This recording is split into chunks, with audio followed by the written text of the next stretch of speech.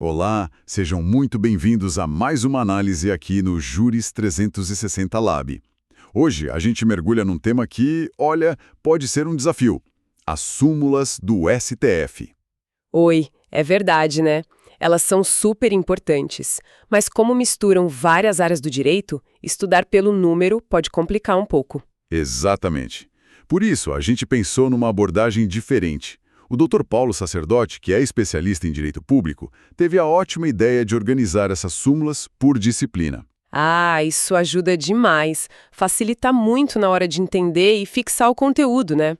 Uma mão na roda para quem estuda ou atua na área. Com certeza. É quase um atalho para ficar por dentro da jurisprudência consolidada. E para dar aquela segurança, a nossa análise vai cobrir as súmulas publicadas até 30 de junho de 2025, tá? Ótimo! Um marco temporal claro, para saber exatamente o que está valendo. Isso aí. E neste primeiro bloco, o nosso foco é o direito do trabalho. Separamos as 7 primeiras súmulas relevantes para essa área, seguindo a organização temática que a gente comentou. Perfeito. Vamos começar por onde? Vamos começar pelo subtópico acidente do trabalho. E a primeira da lista é a súmula 327. O texto é bem curto.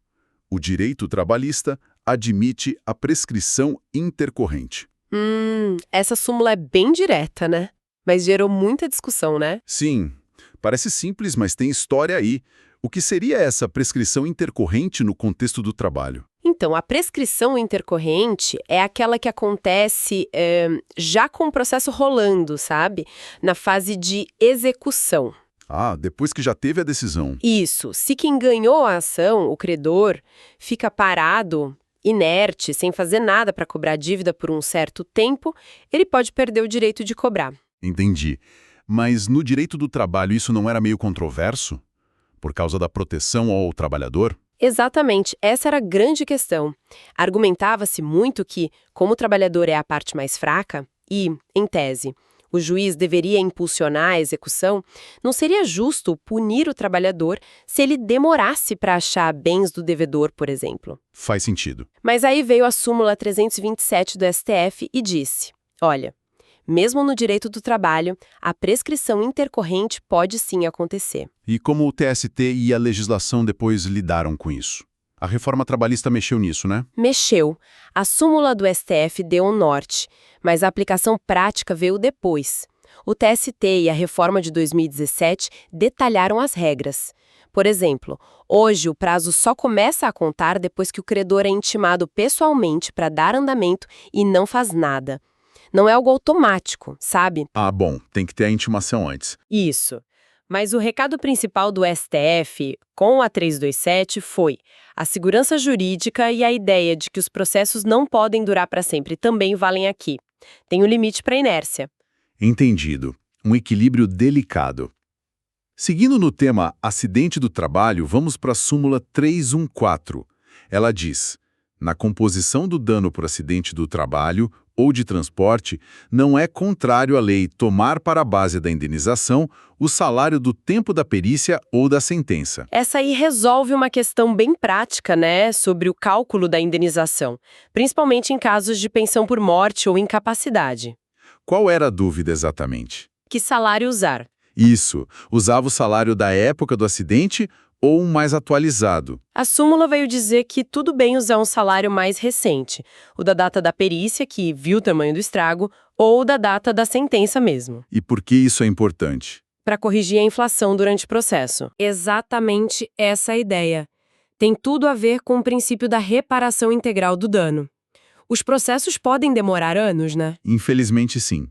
Se a indenização fosse calculada pelo salário lá de trás, quando o acidente aconteceu, o valor ia ficar muito defasado, por causa da inflação. Perderia o poder de compra. Justamente, permitir usar o salário da perícia ou da sentença garante que a indenização cumpra melhor sua função de compensar a perda, com um valor mais real, mais próximo do momento em que a decisão é dada. Faz todo sentido.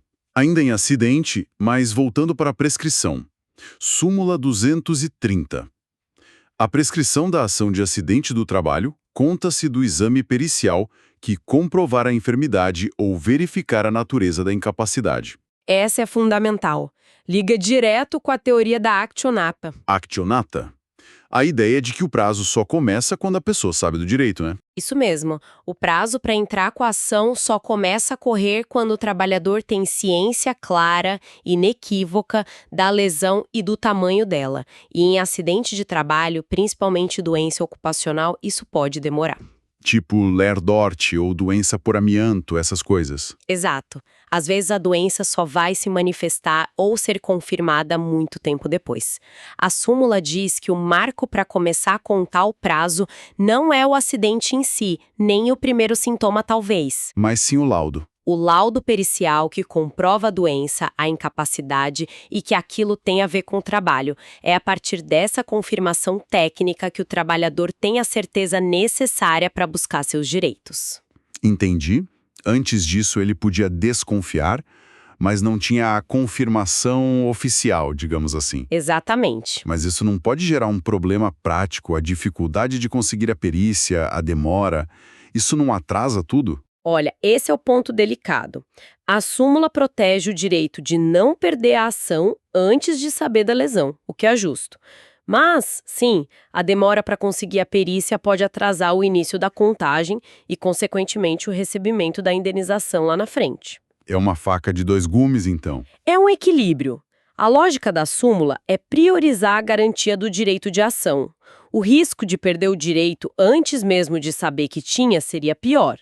Entende? É uma escolha jurídica focada na actionata, mesmo com os desafios práticos do sistema de perícias. Compreendi. A garantia do direito de buscar a reparação vem primeiro. Mudando um pouquinho o foco, ainda em acidente, temos a súmula 198. As ausências motivadas por acidente do trabalho não são descontáveis do período aquisitivo das férias. Essa parece bem direta, né? Sim, essa é uma proteção clara. As férias são sagradas, né? Essenciais para a saúde. O que a súmula garante é que o tempo que o empregado ficou afastado por acidente, recebendo o benefício do INSS... O auxílio-doença acidentário. Isso. Esse tempo conta como se ele estivesse trabalhando para fins de adquirir o direito às férias. O patrão não pode simplesmente tirar esses dias da conta. Mas e se o afastamento for muito longo, tipo mais de 6 meses, 1 ano? Ainda assim não afeta as férias? Opa, aí tem um detalhe importante. A súmula proíbe o desconto dos dias, mas a própria CLT, lá no artigo 133, diz que o empregado perde o direito às férias se ficar afastado recebendo benefício por acidente por mais de 6 meses, mesmo que descontínuos, dentro do mesmo período aquisitivo. Ah, então tem um limite na CLT. Tem. Então, se o afastamento passar de 6 meses naquele período aquisitivo, ele perde as férias pela regra da CLT, não por um desconto que a súmula proíbe.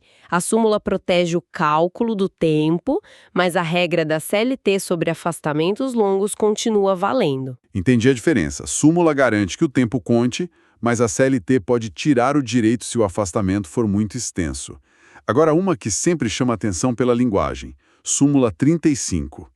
Em caso de acidente do trabalho ou de transporte, a concubina tem direito de ser indenizada pela morte do amásio se entre eles não havia impedimento para o matrimônio.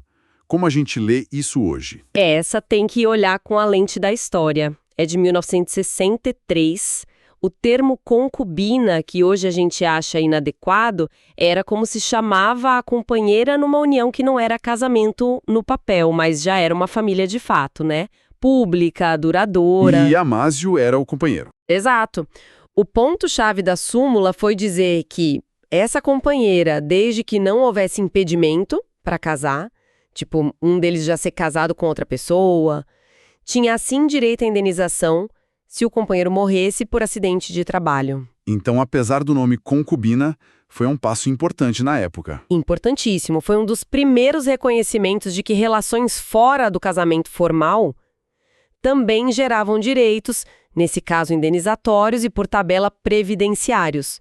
Começou a quebrar aquela ideia de que só o casamento civil importava. Mostra a conexão entre direito de família e trabalho e previdência, né? Totalmente. Hoje, a união estável é reconhecida na Constituição, equiparada ao casamento em muita coisa, mas a súmula 35 foi um marco lá atrás nessa evolução, mostra como a jurisprudência, às vezes, acompanha ou até puxa as mudanças da sociedade. Verdade, um registro da evolução. Bom, saindo dos acidentes, vamos para o subtópico categoria profissional. Temos a súmula 196. Ainda que exerça atividade rural, o empregado de empresa industrial ou comercial é classificado de acordo com a categoria do empregador. Essa define o enquadramento sindical, é isso? Perfeito. É a regra geral no Brasil. Para saber qual sindicato representa o empregado e qual convenção coletiva se aplica, o que vale não é a função específica dele. Mas sim o que a empresa faz. Isso, a atividade principal, a atividade preponderante da empresa, mesmo que o trabalho do empregado seja diferente. Pode dar um exemplo para ficar mais claro? Claro, pensa numa metalúrgica. Tem os metalúrgicos na produção, óbvio. Mas tem também o motorista que entrega peças, o pessoal da limpeza, o cozinheiro do refeitório. Certo. Pela súmula 196, todos eles, do metalúrgico ao cozinheiro, vão ser representados pelo Sindicato dos Metalúrgicos daquela região. Eles seguem a convenção coletiva dos metalúrgicos. O motorista não vai para o Sindicato dos Motoristas, nem o pessoal da limpeza para o sindicato deles. Entendi. E por que essa regra? Não pode acontecer do sindicato não entender nada da função específica do motorista, por exemplo? Essa é a crítica, a tensão que existe. A ideia principal é simplificar, ter uma regra única por empresa ou estabelecimento para não virar uma confusão de sindicatos e regras diferentes lá dentro. Uma unidade. Isso. Mas como você falou, pode acontecer de algumas funções se sentirem meio perdidas, sem representação específica para suas questões. Só lembrando que tem a exceção da categoria diferenciada, né? Profissões com lei própria, tipo advogado, engenheiro, jornalista, motorista profissional. Nesses casos, o enquadramento pode ser pela profissão, não pela empresa. Mas para a maioria, vale a súmula 196. Entendi a regra e a exceção. Para fechar o bloco, último subtópico. CTPS, Carteira de Trabalho. Súmula 225. Não é absoluto o valor probatório das anotações da carteira profissional. O que está escrito na carteira pode não ser a verdade final, então. Exatamente isso. Não que não valha nada, claro. As anotações na carteira têm uma presunção de que são verdadeiras. A gente parte do princípio que o salário anotado, a data de entrada, a função estão corretos. Mas é uma presunção relativa, né? O termo é juris tantum. Isso, juris tantum, significa que admite prova em contrário. E aí entra um princípio super importante no direito do trabalho. Aquele da primazia da realidade? Esse mesmo. Primazia da realidade sobre a forma. O que vale mais é o que realmente acontecia no dia a dia e não só o que estava no papel.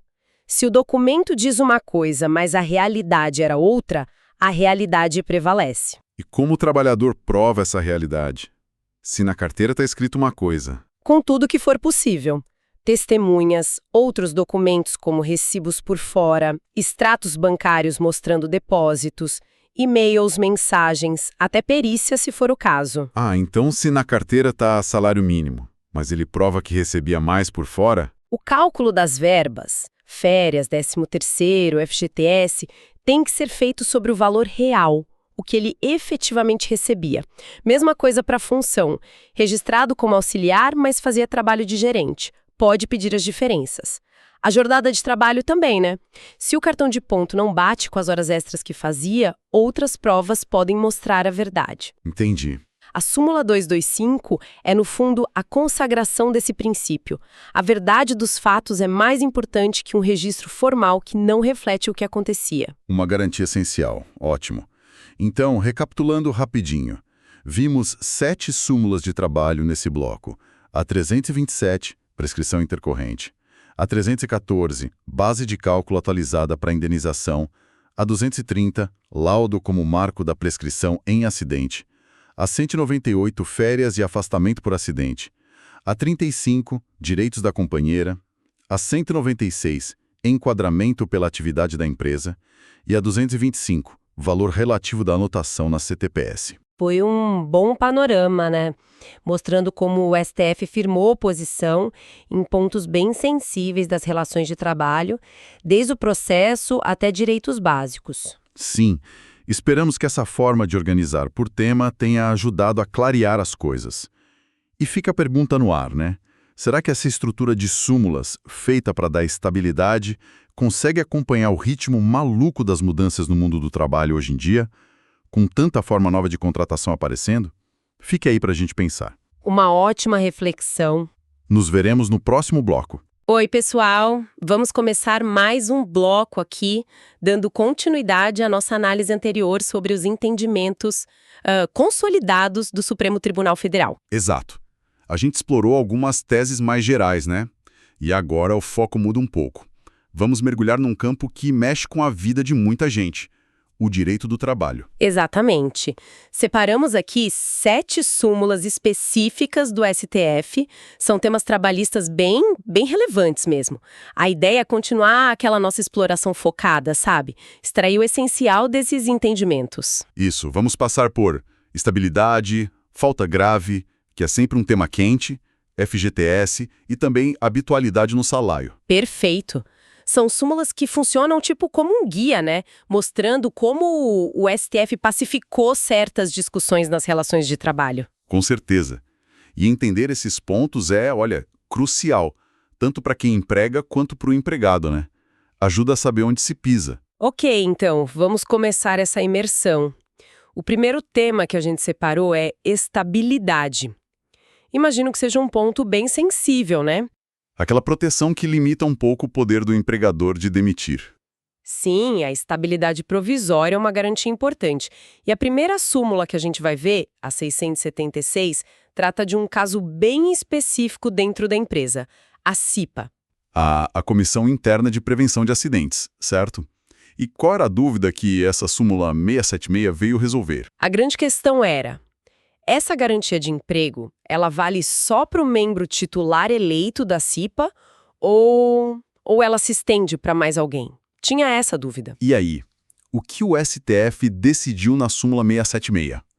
Para quem mais vale essa estabilidade? Então, a súmula diz o seguinte, olha: a garantia da estabilidade provisória prevista no artigo 10, segundo A, do ato das disposições constitucionais transitórias também se aplica ao suplente do cargo de direção de Comissões Internas de Prevenção de Acidentes, CIPA. Ah, interessante. Quer dizer, não é só o titular. O suplente também está nessa. Isso muda bastante a dinâmica, imagino. Muda sim. Você mencionou o ADCT. Só para lembrar, são aquelas regras que vieram com a Constituição de 88, né? Para situações de transição. Isso, o ato das disposições constitucionais transitórias. Lembram? E o que é fascinante aqui, sabe, é a lógica por trás de estender isso ao suplente. A Constituição, lá no ADCT, garantiu a estabilidade para o cipeiro eleito, desde a candidatura até um ano depois do fim do mandato. Para ele poder fiscalizar as condições de segurança sem medo de ser demitido, por isso, certo? Faz todo sentido. Exatamente essa é a ideia. Proteger a atuação dele. Sem essa proteção, a fiscalização ficaria, bem, comprometida.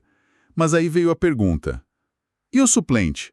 Por que ele também precisa disso? É, porque ele não atua diretamente como o titular o tempo todo, né? Aí é que está o pulo do gato da interpretação do STF. A proteção, veja bem, não é só para quem está exercendo a função naquele momento.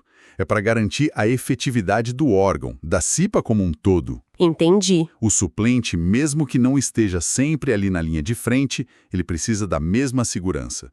Para poder assumir se precisar, para participar das reuniões, para levantar questões, sem aquele receio de, se eu falar isso, vou ser demitido. Se só o titular fosse protegido, o suplente ficaria vulnerável. Exato. A pressão sobre ele poderia inviabilizar a atuação dele, ou até mesmo a própria formação da CIPA.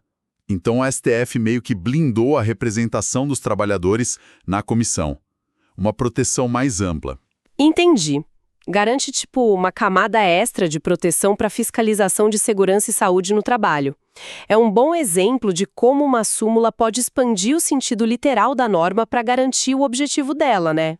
Perfeito. Bom, saindo da estabilidade, vamos para um tema que pode levar à perda do emprego, mesmo para quem tem essa garantia: a falta grave. Temos 2 súmulas aqui para conversar. A primeira é a 403, que trata de um prazo. Isso. Falta grave. É aquela conduta do empregado que quebra a confiança, né? Que torna a continuidade do contrato inviável. Tipo, improbidade, indisciplina grave, abandono de emprego, essas coisas. Certo. E para um empregado comum, a demissão por justa causa pode ser mais direta, né? Depois da apuração, claro. Sim, mas por estável, como membro da CIPA que a gente acabou de falar, a demissão exige um passo a mais. Precisa de um inquérito judicial para apurar essa falta grave. Ah, tem um processo judicial no meio. Tem. E é aí que entra a súmula 403. Ela impõe um prazo fatal para iniciar esse inquérito. E qual é o texto da súmula 403? Que prazo é esse? A súmula diz: é de decadência o prazo de 30 dias para a instauração do inquérito judicial, a contar da suspensão por falta grave de empregado estável. A palavra-chave aqui, olha, decadência. Decadência. Isso tem um peso jurídico forte, né? Quer dizer que esse prazo não para de correr por nada, não suspende, não interrompe. Exatamente. Diferente da prescrição, prazo decadencial é isso, não para. O relógio começa a contar no momento em que o empregador suspende o empregado estável por suspeita de falta grave. A partir da suspensão, então. Isso. Daí o empregador tem 30 dias corridos. Não são dias úteis, são 30 dias corridos para entrar com a ação judicial, o tal inquérito. E se perder o prazo? Se perder o prazo, já era. Perde o direito de buscar a rescisão por justa causa por aquela falta específica. Acabou a chance ali. Nossa, é um verdadeiro relógio correndo contra o empregador, então. Uma exigência de agilidade muito forte. Qual a consequência prática disso? Na prática, isso força o empregador a ser muito rápido e eficiente na investigação interna antes de decidir suspender o empregado estável. Porque a suspensão é o gatilho que dispara o prazo, entende? Entendi. Se suspender sem ter as provas bem amarradas... Corre um risco enorme de perder o prazo para o inquérito. Para o empregado, por outro lado, evita que ele fique naquele limbo, suspenso por tempo indeterminado. É uma súmula com um impacto processual e estratégico gigantesco, detalhe que decide caso, sabe? Realmente, um prazo bem apertado. Ainda falando de falta grave, temos a súmula 316. Essa aborda uma situação mais coletiva, a greve. Sim, a greve. Um direito fundamental garantido na Constituição. Mas como todo direito, ele não é absoluto, né? Tem limites. A súmula 316 veio justamente para clarear essa relação. Participar de greve é falta grave? Justifica a demissão? Imagino que a tensão seja justamente essa, onde termina o direito de greve e onde começa a falta grave. O que a súmula 316 diz? Ela é bem direta ao ponto, olha. A simples adesão à greve não constitui falta grave. Curta e grossa. A chave parece estar nesse simples adesão. O que isso quer dizer na prática? Que só participar pacificamente não pode dar justa causa. Exatamente isso. A súmula protege o exercício regular, pacífico do direito de greve. O empregado não pode ser punido individualmente com a maior penalidade trabalhista, que é a justa causa, só porque ele cruzou os braços junto com os colegas. Ah, entendi. O STF diferencia bem, sabe? Uma coisa é participar do movimento, da paralisação, que é legítimo. Outra coisa são os excessos, os atos ilícitos que podem acontecer durante a greve. Tipo, sei lá, violência, quebrar coisas da empresa, impedir quem quer trabalhar de entrar. Exato. Esses atos abusivos, sim, podem configurar falta grave e justificar a dispensa. Claro, sempre seguindo o processo legal. Mas a súmula 316 é um marco. Garante que o direito de greve não seja esvaziado pelo medo da demissão só por participar. Protege o núcleo do direito, então. Isso. Na prática, a briga judicial, muitas vezes, vai ser para provar se houve ou não abuso do grevista, e não se a adesão, por si só, foi falta grave. Entendido. Protege o direito, mas não dá carta branca para excessos. Mudando um pouco a chave agora, mas ainda em direitos importantes. Vamos falar do Fundo de Garantia por Tempo de Serviço, o FGTS. A súmula 593 esclarece uma dúvida comum sobre a base de cálculo. Ah, o FGTS, aquela conta vinculada, né? Onde o empregador deposita todo mês 8% da remuneração do empregado. Uma poupança forçada para momentos como demissão sem justa causa, aposentadoria, compra da casa. Isso. E qual era a grande questão que a súmula 593 resolveu? Era sobre as horas extras. Muita gente faz hora extra, né? A dúvida era: esse valor das horas extras, ele entra no cálculo daqueles 8% que o empregador tem que depositar? É uma dúvida bem pertinente mesmo, porque a hora extra pode aumentar bastante o valor que o trabalhador recebe no mês. Qual foi a posição do STF na súmula 593? A súmula é cristalina.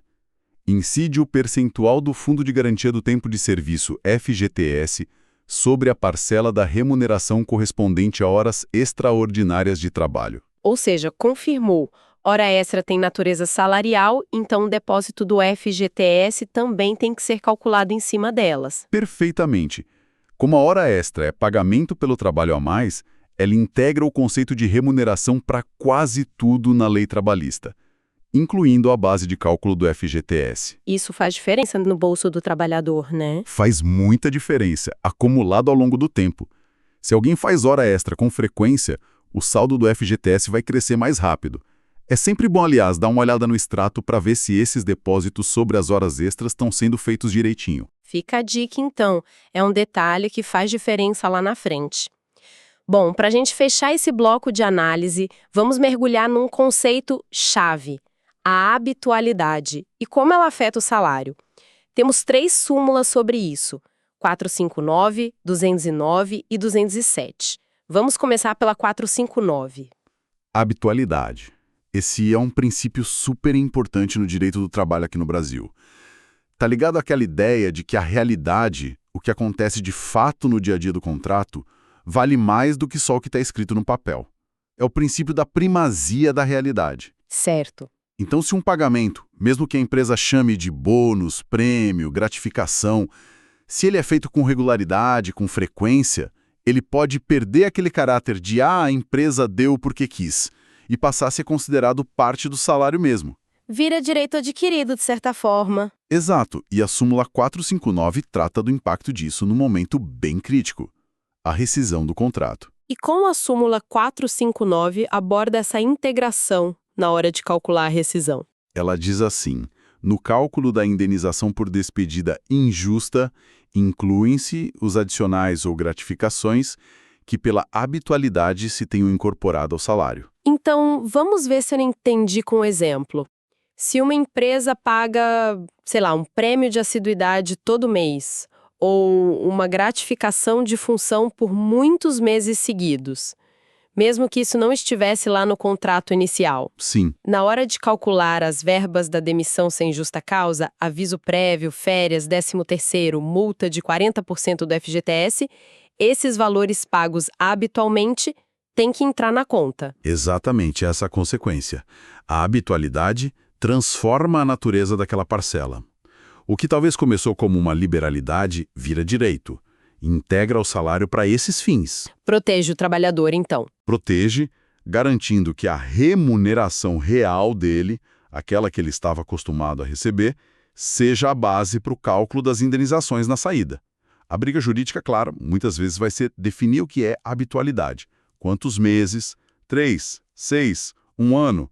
A jurisprudência varia um pouco. Não tem um número mágico, né? Não tem um número mágico na lei ou na súmula, mas a ideia central é essa: a repetição gera integração salarial para fins rescisórios. Entendido. A prática constante cria um direito que impacta o bolso na hora da rescisão. Seguindo na habitualidade, a súmula 209 foca mais naquelas formas de salário que variam, tipo por produção ou prêmios por meta. Isso. Aqui a gente está falando daquelas parcelas que não são fixas todo mês. Dependem do desempenho, de bater meta, do volume de produção, o famoso salário-prêmio ou salário-produção. Certo. E qual era a dúvida que essa súmula 209 veio responder? A dúvida era se esse tipo de pagamento, mesmo que ele seja condicionado a um resultado, se torna habitual, a empresa pode simplesmente decidir parar de pagar. Ou mudar as regras do jogo sozinha, de uma hora para outra. Boa pergunta. E qual a orientação da súmula 209? A súmula 209 estabelece o seguinte: o salário-produção, como outras modalidades de salário-prêmio, É devido desde que verificada a condição a que estiver subordinado, e não pode ser suprimido unilateralmente pelo empregador quando pago com habitualidade. Ou seja, de novo, a habitualidade criando uma proteção. Se a condição para receber o prêmio, a meta, por exemplo, continua sendo atingida pelo empregado e o pagamento vinha sendo feito regularmente, Isso. o empregador não pode simplesmente cortar essa verba do nada. Mudar a regra no meio do jogo. Correto. A habitualidade integra essa condição e o pagamento ao contrato de trabalho. Gera uma expectativa legítima no trabalhador. Tirar isso unilateralmente seria uma alteração contratual que prejudica o empregado. E isso a CLT não permite. Entendi. Claro, se a condição não for cumprida, se a meta não for batida naquele mês, aí o pagamento não é devido mesmo. Mas a regra do jogo, a possibilidade de ganhar o prêmio, se a condição for cumprida, essa não pode ser retirada de forma arbitrária se já virou prática habitual na empresa. Traz uma segurança importante para quem tem parte do salário dependendo de desempenho, né? Protege contra mudanças arbitrárias. Exatamente. E para finalizar nossa análise sobre habitualidade e também este bloco, temos a súmula 207. Ela parece ter um alcance mais geral sobre gratificações, é isso? Isso mesmo. A súmula 207 meio que reforça o princípio da integração pela habitualidade de uma forma bem ampla.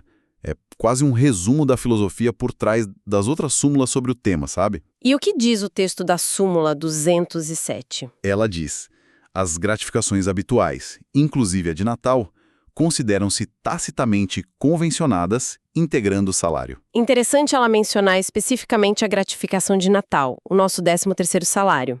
Mas hoje o 13º já não é obrigatório por lei, independentemente de súmula? Sim, hoje é. O 13º tem lei própria, Lei 4.962, Lei 4.749/65, que tornou obrigatório para todo mundo.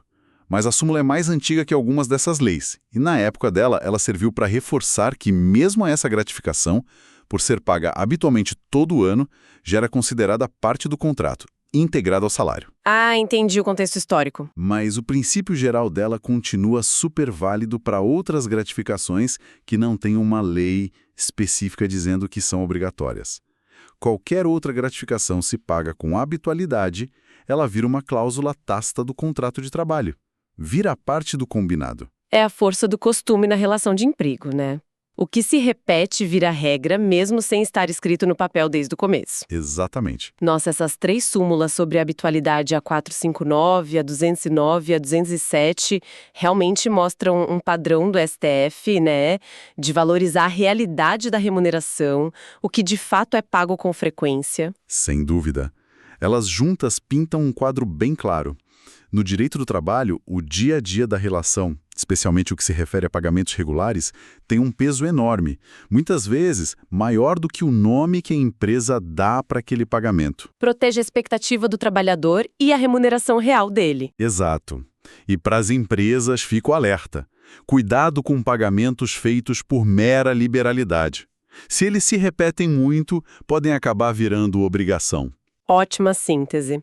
Conseguimos fazer uma análise bem focada nesses pontos hoje. Recapitulando rapidinho, então, vimos a estabilidade do suplente da CIPA, lá na súmula 676, garantindo a efetividade da comissão. Isso. Depois, mergulhamos na falta grave. Vimos aquele prazo de decadência de 30 dias para o inquérito do estável, na súmula 403, um prazo fatal mesmo. E a proteção contra a demissão por simples adesão à greve na súmula 316. Pontos cruciais. Aí, confirmamos que as horas extras entram sim no cálculo do FGTS pela súmula 593. Importante para o bolso. E fechamos com a força da habitualidade. Adicionais e gratificações habituais integram o salário para fins de rescisão, súmula 459.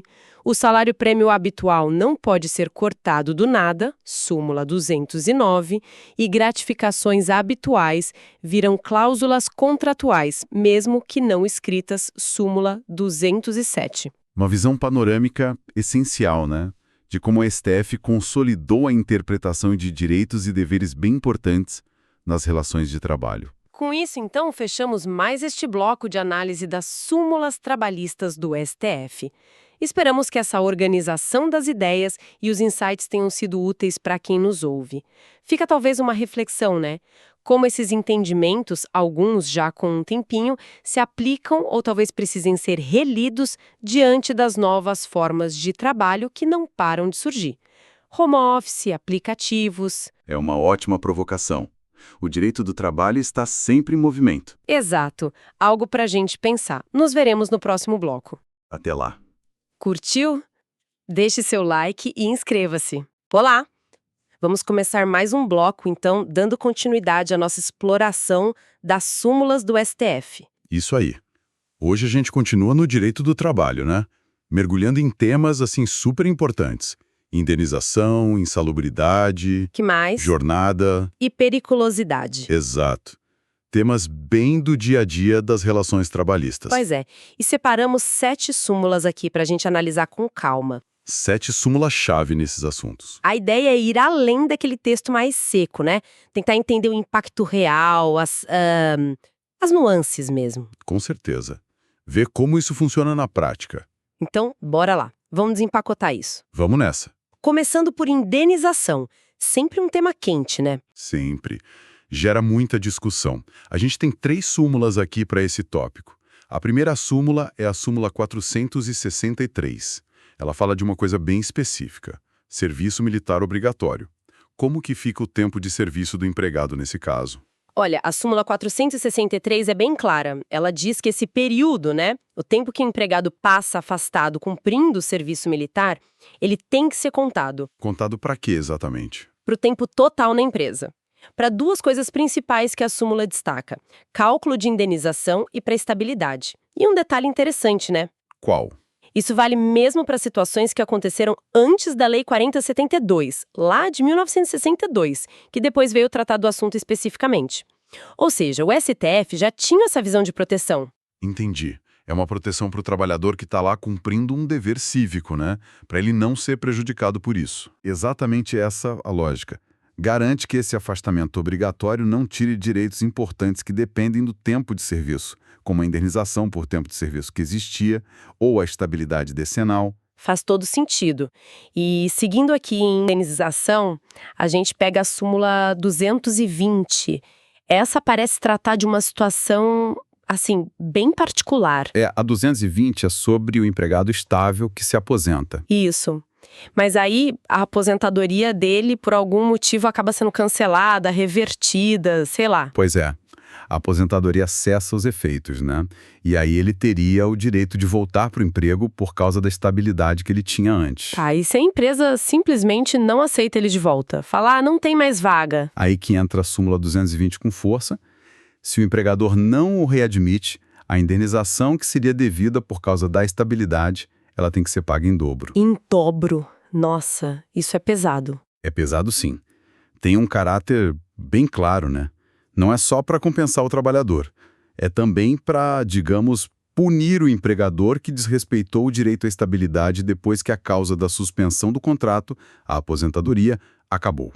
É um recado claro. Respeite a estabilidade. Exatamente. Reforça muito a proteção do trabalhador estável nesse cenário de reversão da aposentadoria. E entendi. E para fechar esse bloco de indenização, temos a súmula 219. Essa também mexe com essa ideia de readmissão que não rolou, né? Isso. Ela foca em como calcular a indenização do empregado que tinha o direito de ser readmitido, mas por alguma razão não foi. Pode ser ligado ao caso da 220, mas o foco da 219 é no cálculo. E como esse cálculo? O que a súmula diz? Ela diz que é preciso levar em conta não só o salário que ele ganhava na época do afastamento, mas também todas as vantagens que a categoria profissional dele teve durante todo o período em que ele ficou fora. Ah, isso é crucial. Então, não é só corrigir o salário pela inflação e pronto, de jeito nenhum. Entra tudo, reajustes da categoria, aumentos reais, talvez participação nos lucros se a categoria conquistou isso, bônus adicionais, tudo que ele teria recebido se estivesse trabalhando. É como se ele tivesse perdido um aumento que a equipe toda ganhou enquanto ele estava injustamente fora, por exemplo. Exato. A ideia é a reparação integral, né? Colocar o trabalhador o mais perto possível da situação financeira que ele teria se não tivesse sido afastado indevidamente. Por isso, a indenização tem que refletir o salário e também todas essas melhorias e vantagens coletivas que a categoria conquistou no período. Fica bem mais justo assim, realmente. Bom, mudando de tema agora.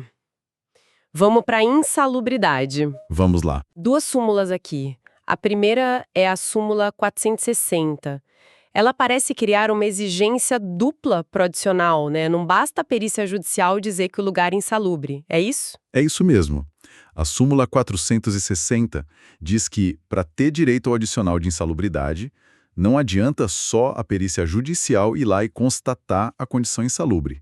Precisa mais. E o que mais precisa? É necessário que essa atividade específica esteja oficialmente classificada, enquadrada como insalubre, numa lista oficial, um ato do ministro do Trabalho ou, hoje, do órgão que herdou essa competência. Mas isso não cria uma situação estranha? O perito, que é técnico, vai lá, mede, constata o risco à saúde, mas se não está na lista do governo, o trabalhador não ganha o adicional? Pois é. Essa é a tensão que a súmula resolve, entre o que o juiz vê no caso concreto, com a perícia, e o que a norma administrativa diz. A lógica por trás é ter um padrão nacional. Uma padronização. Isso. A definição oficial, a classificação do que é insalubre para fins legais, fica com o Poder Executivo, historicamente com o Ministério do Trabalho. A perícia judicial confirma se a situação real do trabalhador se encaixa naquela descrição da norma. Uma coisa complementa a outra. Entendi a lógica da padronização. E isso já puxa a próxima, A súmula 194, que parece ser bem direta ao ponto. Exatamente. A 194 é o complemento perfeito da 460 nesse sentido. Ela é curtinha e grossa. A competência para dizer quais atividades são insalubres é do ministro do Trabalho. Ponto. Então ela basicamente confirma que quem manda na lista é o Executivo. Correto. Essa concentração da competência nesse órgão federal busca garantir um critério uniforme em todo o Brasil sobre o que dá direito ao adicional de insalubridade. Evita que cada juiz ou perito crie seu próprio critério, Busca uma segurança jurídica maior através dessa padronização regulatória. Faz sentido, pensando na uniformidade nacional. Ok, avançando, chegamos em jornada.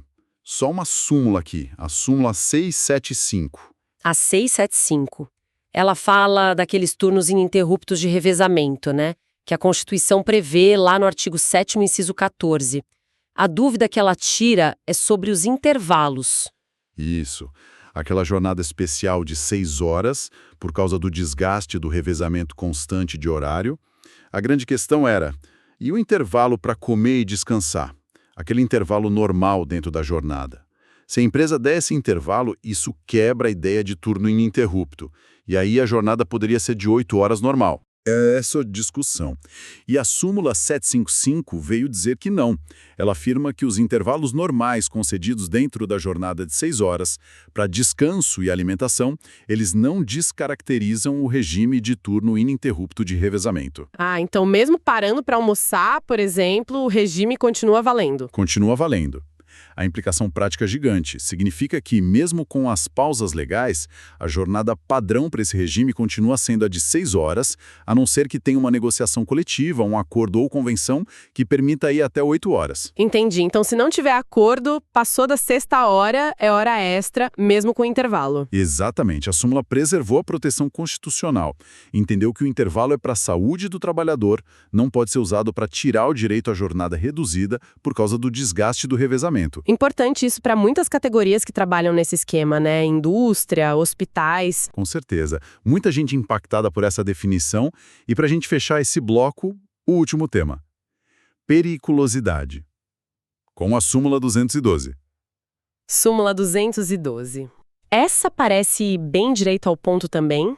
Diz que empregado de posto de combustível tem direito ao adicional de periculosidade? É isso. É isso. O texto é claro. O empregado de posto de revenda de combustível líquido tem direito ao adicional de serviço perigoso. Ela basicamente consolidou o entendimento sobre o risco óbvio, O risco inerente e constante que esses trabalhadores enfrentam.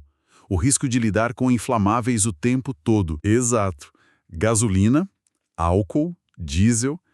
Dada a natureza desses produtos, o STF entendeu que a atividade é perigosa e justifica o adicional para compensar financeiramente o trabalhador por essa exposição ao risco acentuado. Mas aí uma dúvida. Quando fala empregado de posto, é só o frentista, que está ali na bomba, ou vale para outros funcionários do posto? Tipo, o caixa, quem troca óleo, o pessoal da lojinha de conveniência? Ótima pergunta. A súmula usa o termo genérico empregado de posto.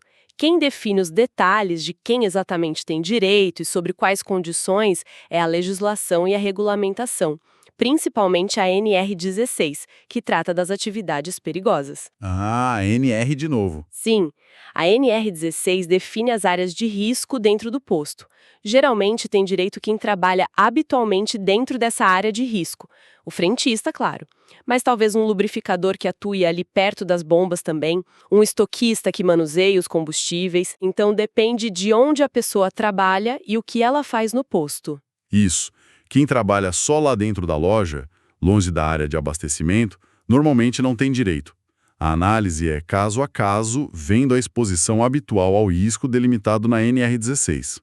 A súmula 212 deu carimbo do STF para o direito da categoria, mas a aplicação individual depende dessa exposição real. E o adicional é quanto mesmo? Periculosidade é 30% sobre o salário base, uma compensação importante por esse risco constante. Perfeito. Ficou bem claro que a súmula reconhece o direito geral, mas a aplicação no detalhe segue a norma técnica e a exposição ao risco. Exatamente. E com isso, então, a gente conclui mais este bloco de análise das súmulas do STF em matéria trabalhista. Foi um bom passeio, hein? Foi sim, pontos bem relevantes. Passamos por indenização, insalubridade, jornada e periculosidade. Assuntos que realmente impactam as relações de trabalho aqui no Brasil. Muito. São decisões que moldam o dia a dia. Nos veremos no próximo bloco. Curtiu? Deixe like e inscreva-se. Olá, estamos de volta para mais uma análise aprofundada aqui no nosso espaço. Olha, esse material que a gente está vendo, as súmulas do STF por assunto, é bem extenso, né? É verdade, bastante coisa. Então, hoje a gente dá continuidade ao que começamos antes, mergulhando em mais alguns entendimentos do Supremo. Isso mesmo. Continuamos a, digamos, decifrar essas decisões consolidadas. Mesmo algumas sendo antigas, elas ainda têm um peso enorme, né? Especialmente no direito do trabalho e na administração pública. E o foco hoje são 6 súmulas específicas de direito do trabalho. Todas tiradas daquela compilação Súmulas do STF separadas por assunto 2025. A ideia é organizar em 2 temas, né? Começar com o salário Certo. e depois ver umas questões de servidores públicos ali na fronteira com o direito do trabalho. A missão é realmente entender o núcleo dessas súmulas, porque elas são importantes, afinal. Exato. São pontos que afetam diretamente direitos, deveres, mostram como o STF foi pacificando discussões importantes ao longo do tempo e, mesmo sendo entendimentos já estabelecidos, é sempre bom revisitar os porquês e a lógica por trás. Combinado. Então vamos começar. Primeiro tema, salário. A primeira da lista aqui é a súmula 531. O que essa súmula estabeleceu? A súmula 531, ela é bem direta ao ponto, sabe? Ela simplesmente diz, olha, aquele decreto ali, o 51 e 668 de 1963, é inconstitucional. Ponto. Um decreto de 1963, bastante antigo. E o que ele dizia? Qual era o problema para ser considerado inconstitucional? Então, esse decreto, ele criava um piso salarial. Um salário profissional, como se chamava, para uma categoria bem específica. Trabalhadores de transportes marítimos, fluviais e lacustres. Ah, tá. Um piso para essa galera dos transportes aquáticos. Isso. Basicamente, criava um valor mínimo, mas por decreto, não por lei. Entendi. E aí imagino que o problema foi justamente esse, né? A forma. Porque o STF barrou. Exatamente. Aí é um ponto-chave do nosso sistema, quem pode legislar sobre o quê. O mais provável, quase certo, é que a inconstitucionalidade veio porque um decreto, que é um ato do executivo, Certo. estava entrando na competência do legislativo para tratar de direito do trabalho, especificamente fixação de salário. Isso, via de regra, exige lei em sentido formal, sabe? Claro. A separação de poderes, a competência de cada um. Pois é. Além disso, pode ter esbarrado em isonomia ou nos princípios gerais da política salarial. A questão central foi: decreto não pode fazer isso. Então, o problema não era ter um piso para eles, mas sim ter sido criado por decreto. E na prática, o que aconteceu depois da súmula? Para os trabalhadores, para os empregadores. A forma foi o decisivo. Na prática, aquele piso específico do decreto simplesmente deixou de valer. Caiu. E aí os salários desses trabalhadores voltaram a ser regidos pelas regras normais. CLT, negociação coletiva, acordos, convenções ou alguma outra lei que existisse. Mas não mais aquele decreto. O STF reforçou a hierarquia das normas, né? Tem que seguir o caminho certo, que é a lei vinda do Congresso Nacional, para esse tipo de matéria. Entendido. Fica bem claro, a forma importa e muito. Bom, seguindo no tema salário, vamos para a súmula 461.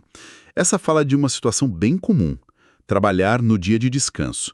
Como é que fica o pagamento nesse caso, segundo o STF? A súmula 461 define isso. Ela diz que o pagamento pelo trabalho em dia de repouso semanal ou feriado, ele tem que ser em dobro. Mas, atenção, em dobro, não em triplo.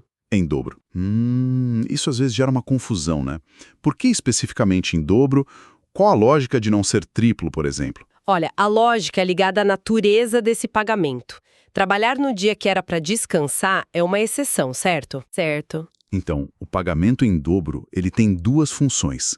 Primeiro, ele paga pelo dia que você efetivamente trabalhou.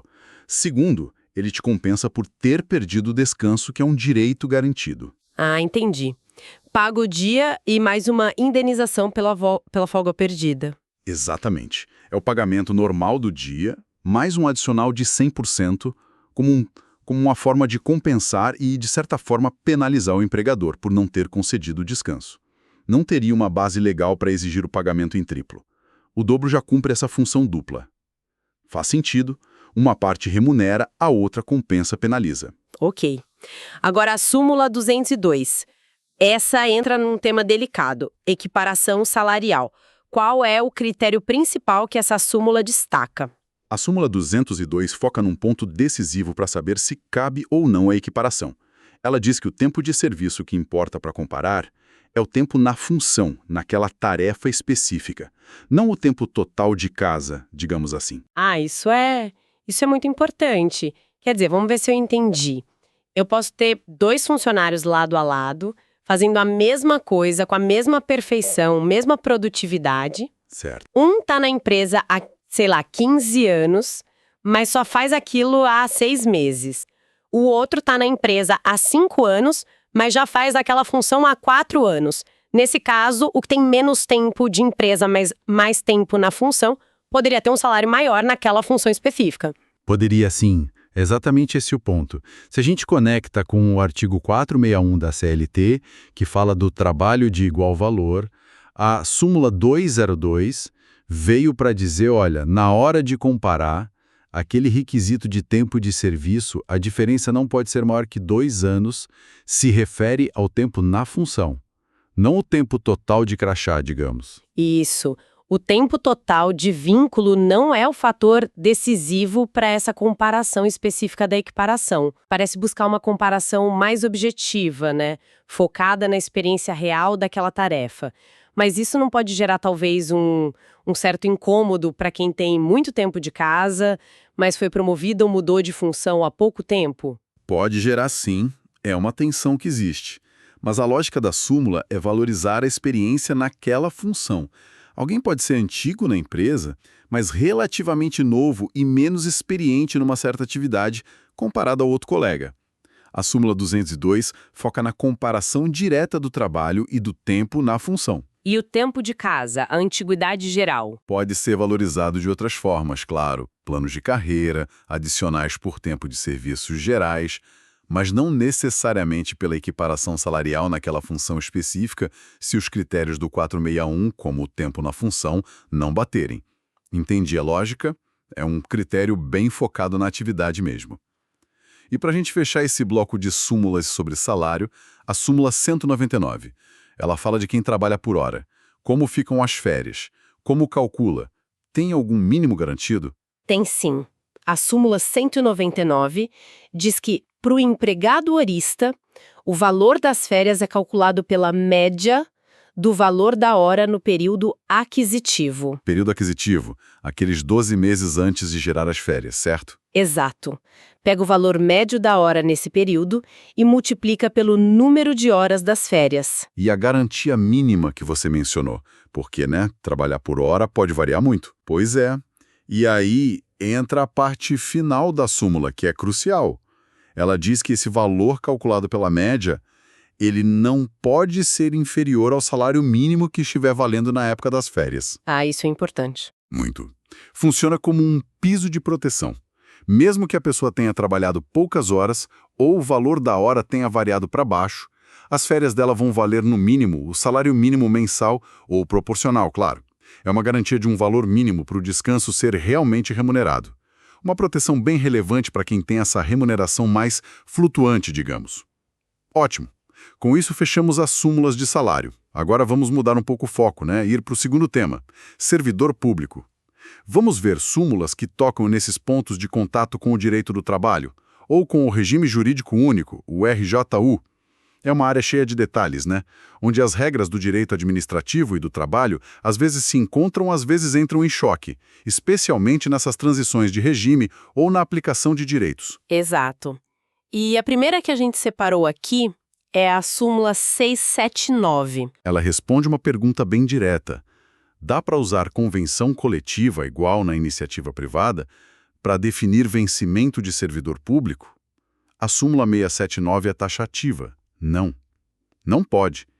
A fixação de vencimentos de servidor público não pode ser objeto de convenção coletiva. E por que essa diferença tão grande? Na CLT, os sindicatos negociam salários o tempo todo, via convenções, acordos. Por que para o servidor público não pode? Qual é a base constitucional para isso? A base está na própria Constituição Federal e naquele princípio forte da administração pública, a legalidade estrita. Vencimento de servidor, seja de cargo efetivo, comissionado, até de emprego público em alguns casos, só pode ser fixado ou alterado por lei específica. Lei específica. Aprovada pelo Legislativo. Exatamente. E, geralmente, de iniciativa do chefe do poder correspondente, executivo, legislativo, judiciário. Isso tem a ver com o controle de orçamento, responsabilidade fiscal, com o processo democrático para definir gasto público. A negociação coletiva, como a gente conhece na iniciativa privada, não se encaixa nesse modelo constitucional para definir a remuneração base do servidor estatutário. Entendi. O peso da legalidade, da necessidade de lei formal, é muito maior no setor público para essa questão de remuneração. É outro regime mesmo. Precisamente. Isso não quer dizer que não possa haver diálogo, negociação sobre outras condições de trabalho, mas o vencimento em si depende de lei. A súmula 679 só veio reforçar essa exigência da Constituição. A súmula 678. Essa súmula declarou alguma coisa inconstitucional numa lei de 1991, a Lei 8.162. O que foi? A súmula 678 olhou para dois pedacinhos do artigo 7º dessa Lei 8.162/91, os incisos I e 3.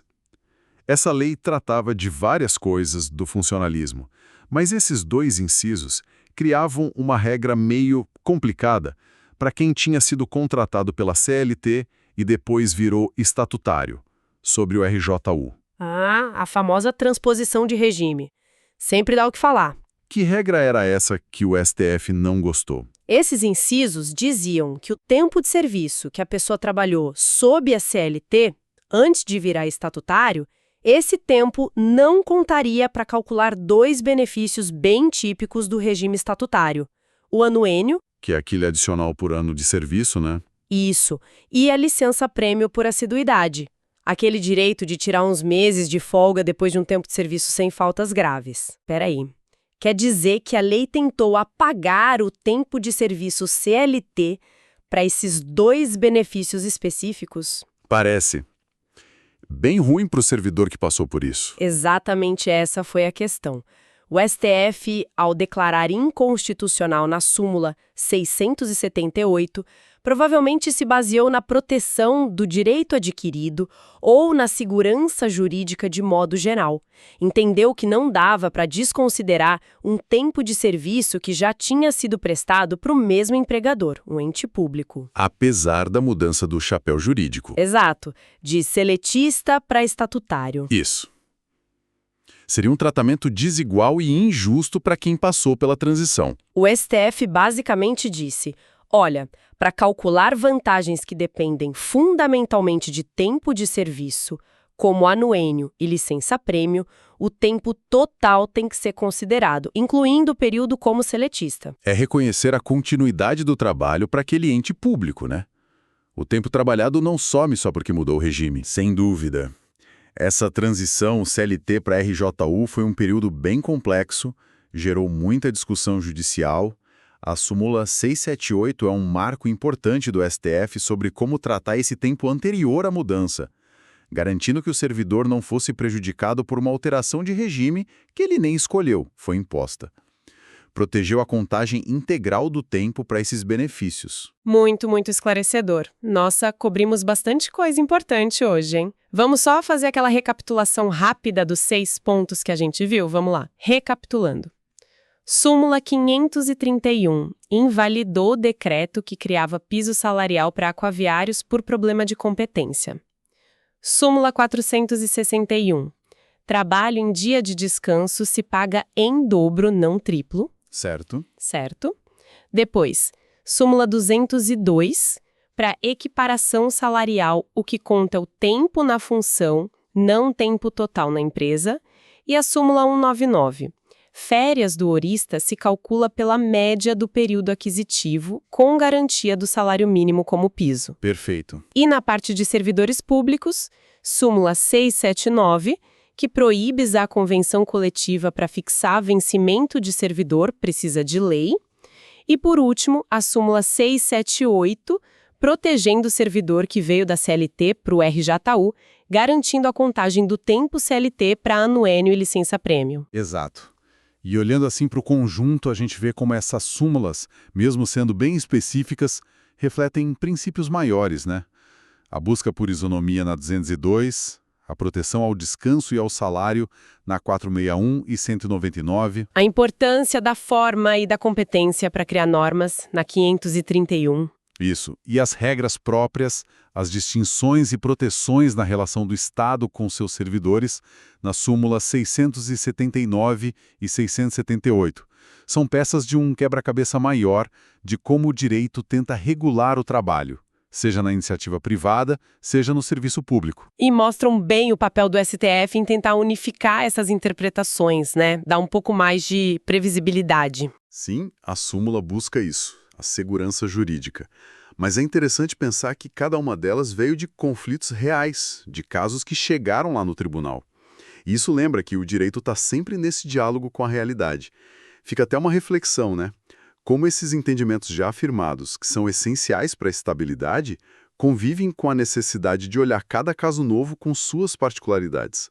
A aplicação de uma súmula nunca é 100% automática, sempre exige uma interpretação ali no contexto. Excelente ponto para a gente continuar pensando.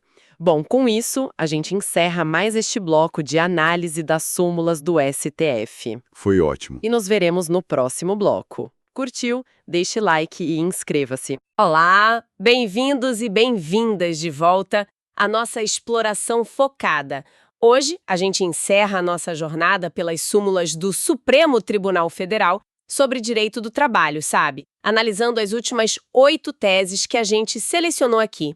Estamos usando aquela compilação super útil, né? Organizada por temas das súmulas do STF, atualizada até 2025. E olha, um agradecimento muito especial ao Dr. Paulo Luiz, que organizou esse material de forma tão didática, facilita demais a nossa análise. Bom, nossa missão hoje é decifrar os entendimentos consolidados em áreas que são chave, serviço noturno, sindicatos, tempo de serviço e também a transferência de empregados. Então, vamos mergulhar nisso. Preparem-se porque tem, assim, alguns pontos bem instigantes sobre como o STF encarou essas questões trabalhistas ao longo do tempo. Vamos lá? Vamos começar por um tema que mexe com a rotina de muita gente. O serviço noturno. Temos 4 súmulas importantes aqui e vamos seguir a ordem decrescente dos números, tá? Começando pela 402. A súmula 402 é bem direta ao ponto. Vigia noturno tem direito a salário adicional. Parece algo óbvio hoje, né?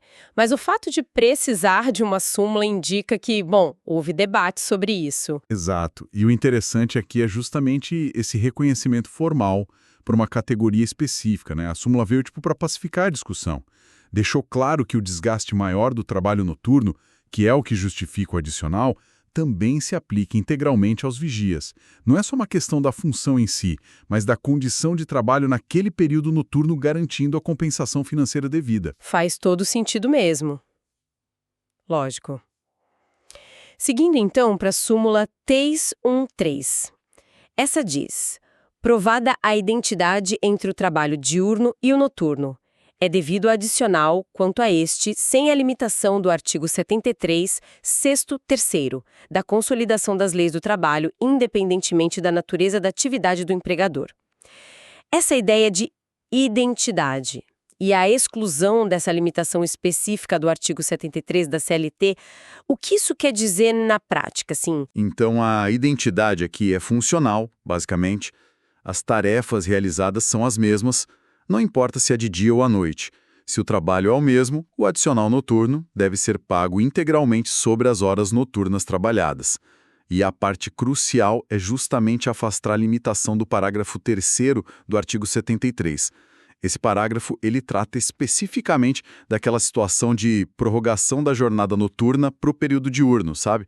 A súmula diz, olha, mesmo que existam regras específicas sobre essa prorrogação, se o trabalho noturno em si for idêntico ao diurno, o adicional é devido por completo sobre as horas efetivamente noturnas, sem restrições baseadas nesse parágrafo. Ai! E isso vale para qualquer tipo de empresa, qualquer ramo de atividade. O que importa mesmo é a natureza do trabalho feito naquele horário específico. Entendi. Quer dizer, a realidade da função acaba se sobrepondo a certas interpretações que poderiam, talvez, limitar o direito do trabalhador. Faz sentido. Agora, a súmula 214. Essa traz algo que sempre gera uma certa curiosidade, né? A duração legal da hora de serviço noturno, 52 minutos e 30 segundos, constitui vantagem suplementar que não dispensa o salário adicional. Então, a hora noturna é mais curta e ainda por cima tem o adicional. Isso, à primeira vista, parece um benefício duplo. É uma percepção comum, sim. Mas a lógica por trás disso é fundamental. Sabe, são duas proteções diferentes, com finalidades distintas, e elas se somam.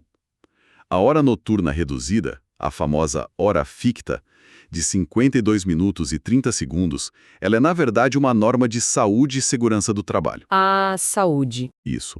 O objetivo é reduzir a exposição do trabalhador ao período noturno, tentando compensar biologicamente o maior desgaste físico e social.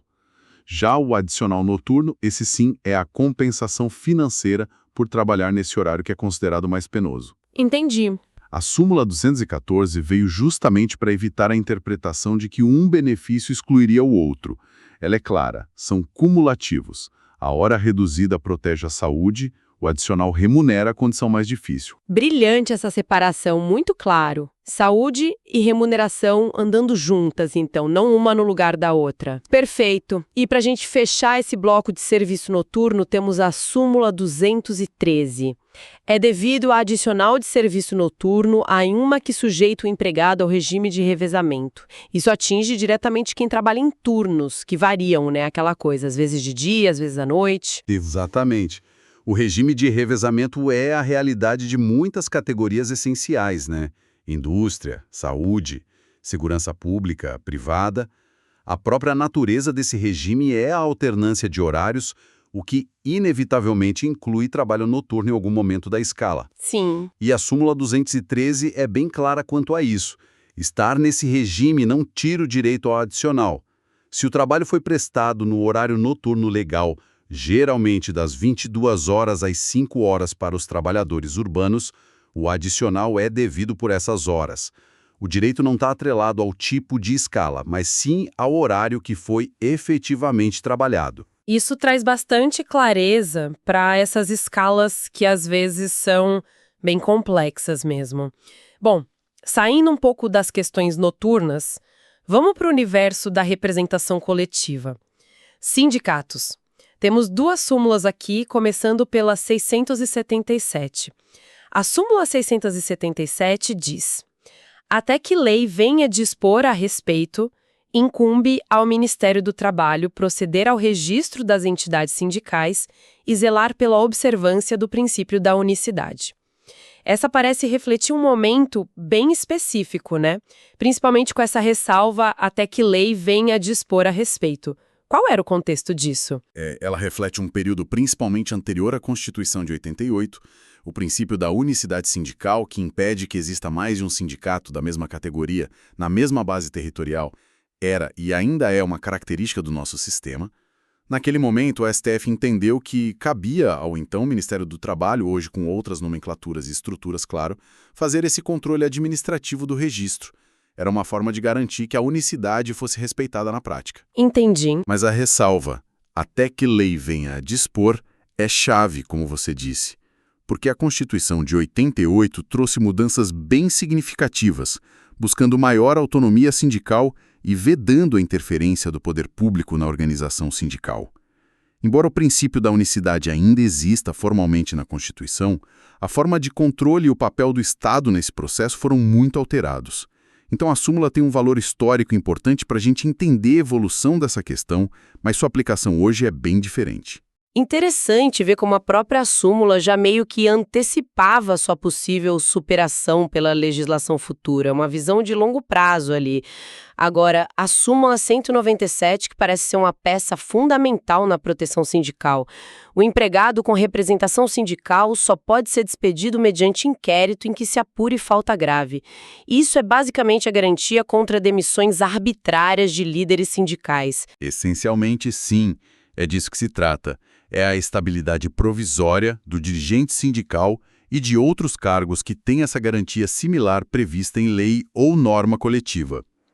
Essa súmula é taxativa, não deixa margem para dúvida. A demissão por justa causa de quem tem essa estabilidade só é válida depois de um processo judicial específico. É o chamado inquérito para apuração de falta grave. Ah, então não é só a empresa decidir. De jeito nenhum. Não basta a empresa alegar a falta grave, ela precisa comprovar essa falta em juízo, garantindo ao empregado direito ao contraditório e à ampla defesa. O objetivo é muito claro: proteger a liberdade sindical, impedir que a demissão seja usada como uma forma de retaliação pela atuação do representante dos trabalhadores. Sem essa garantia, a representação ficaria, assim, extremamente vulnerável, né? Com certeza, é uma proteção bem robusta, então, que exige um processo judicial formal antes da demissão por justa causa nesses casos. Fundamental para a atuação sindical ser livre mesmo. Seguindo adiante, chegamos ao tema tempo de serviço. Aqui temos uma única súmula neste bloco, a 215. A súmula 215 estabelece: conta-se a favor de empregado readmitido o tempo de serviço anterior, salvo se houver sido despedido por falta grave ou tiver recebido a indenização legal. Então, a regra geral é somar o tempo na readmissão, mas com essas exceções bem importantes, é isso. Correto. A ideia geral no direito do trabalho é a da unicidade do contrato de trabalho, para fins de contagem de tempo, mesmo que tenha havido uma interrupção, quando o empregado volta para a mesma empresa. Isso impacta diretamente direitos que vão aumentando com o tempo de casa, né? Como férias progressivas, adicionais por tempo de serviço, se existirem na empresa ou na categoria. Sim, claro. A súmula 215 confirma essa regra, mas ela crava duas situações bem específicas em que o tempo anterior não vai contar. se a demissão anterior foi por justa causa, por falta grave, ou se o empregado recebeu todas as verbas rescisórias devidas na época, incluindo a indenização legal. O exemplo clássico aqui é a multa de 40% do FGTS. Entendi. A multa do FGTS é um bom parâmetro. Exato. Nesses dois casos, entende-se que o vínculo foi totalmente quitado e rompido. Fora dessas hipóteses, a readmissão permite somar os períodos, preservando a antiguidade do trabalhador para diversos efeitos legais. Ou seja, a forma como o contrato anterior terminou é que define se o contador de tempo de serviço zera ou se continua da onde parou. É um detalhe, mas com implicações práticas enormes para o trabalhador. E para fechar nossa análise de hoje, vamos falar de transferência. Temos aqui a súmula 221. Súmula 221. A transferência de estabelecimento ou a sua extinção parcial, por motivo que não seja de força maior, não justifica a transferência de empregado estável. Essa súmula parece blindar o empregado estável contra mudanças de localidade impostas pela empresa, né? Ela cria uma proteção adicional bem significativa para quem tem estabilidade, seja ela legal, como a da gestante, do acidentado, do dirigente sindical, ou normativa, vinda de acordo ou convenção coletiva, ou até mesmo contratual em alguns casos. Veja bem, a regra geral da CLT, lá no artigo 469, já exige a comprovação da real necessidade do serviço para poder transferir qualquer empregado, compulsoriamente, para uma localidade diferente daquela que consta no contrato, se isso implicar mudança de domicílio. Certo, já existe uma regra geral. Sim. O que a súmula 221 faz é reforçar isso especificamente para o empregado estável. Ela diz que a simples mudança da empresa de lugar ou fechamento de uma filial, por exemplo, não são por si sós justificativa suficiente para essa transferência compulsória do estável. A única exceção que a súmula menciona é se o motivo for força maior, ou seja, um evento externo imprevisível e inevitável. Fora isso, o empregador precisa demonstrar a real necessidade do serviço daquele empregado estável específico na nova localidade. Ah, tem que ser uma necessidade bem comprovada, então. Exatamente. E mesmo que a transferência ocorra por necessidade comprovada, ainda assim é devido adicional de transferência conforme a CLT. A intenção da súmula é muito clara: evitar que a transferência seja usada como uma ferramenta indireta para forçar o empregado estável a pedir demissão, burlando a garantia de emprego que ele possui. É uma barreira importante contra o uso da transferência como uma forma de pressão sobre quem tem estabilidade. Bem relevante mesmo. Bom, então passamos por um conjunto bem denso de entendimentos consolidados do STF, né? Adicional e hora noturna, registro e proteção sindical, contagem de tempo na readmissão e as regras para transferência do estável. Olhando para tudo isso, qual o panorama geral que se desenha? O que essas súmulas nos mostram em conjunto? Olha, o panorama é o de uma jurisprudência que ao longo de décadas foi buscando solidificar interpretações da legislação trabalhista para dar concretude a direitos e garantias fundamentais. A gente vê claramente a preocupação em compensar condições de trabalho mais desgastantes, como o trabalho noturno, em proteger a organização coletiva dos trabalhadores, através dos sindicatos e da estabilidade dos dirigentes, e também dar segurança jurídica a situações práticas do dia a dia, como a readmissão e a transferência.